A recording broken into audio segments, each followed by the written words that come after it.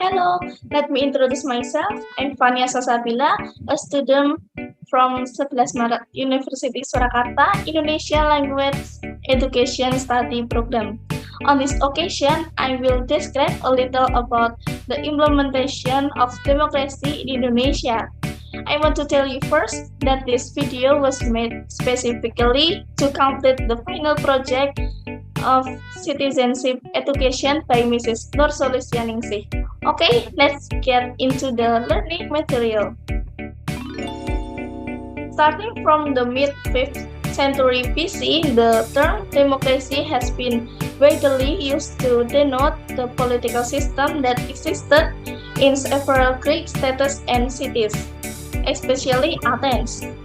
Democracy comes from the Greek words demos and kratos. Demos means people, while kratos means government. Democracy acts as a system of government that is available and gives rights and freedoms to its citizens to participate in decision-making in governments. A country is said to have implemented a democratic system if it has fulfilled the following characteristics. First, has a people representative, where Indonesia have a legislative body called the People's Representative Council or GPR. Second, decisions are based on the aspiration and interests of citizens. Third, applying constitutional characteristics relate to the will, interest, or power of the people, where this is also stated in the stipulation of law or legislation. Fourth, organizing general election to elect representatives or leaders to run the wheels of governments. Fifth, there is a party system. The party is a means or media to implement a democratic system. With the existence of a party, the people can also be elected as a people representative whose function is to be the successors of aspirations. So, how does democracy work in Indonesia? In practice, in Indonesia, the democratic system experiences various challenges and changes. The following are 4 periods of democratic development in Indonesia since the proclamation of independence on August 17, 1945. First, parliamentary democracy occurred from 1945 to 1959. This parliamentary system came into effect a month after independence was proclaimed and was later strengthened in the 1945 and 1950 constitutions.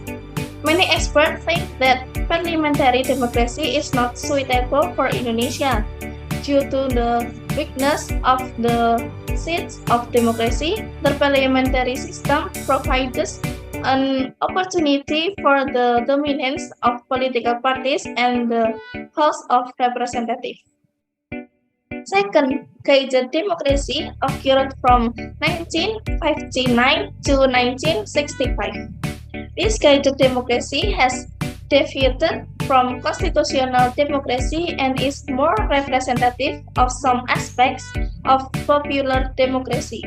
This period was marked by the strong dominance of the presidents, the limited role of political parties, the development of communist influence, and the wider roles of ABRI as a socio-political element.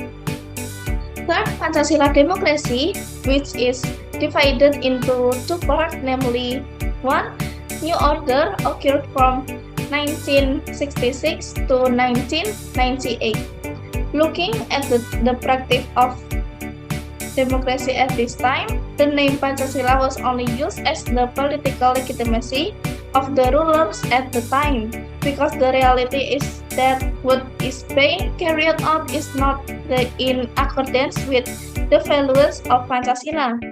The New Order government itself ended in 1998 after Suharto was ousted by his people in May 1998. II Reformation era happened from 1999 until now. Indonesia is entering the Reformation era where the Habibie government has started to implement democracy by revitalizing the democratic world in Indonesia by means of freedom of the press and freedom of speech. Then this concept was continued by President Abdurrahman Wahid until the Joko Widodo's government. There are many deviations that occur during democracy, starting from money politics to corruption. If this is the case, then the people will not trust the government, and as the result, they will not obey and submit to their authority. This can be eradicated by strengthening transparency, monitoring and sanctioning government activities, raising public awareness and participation.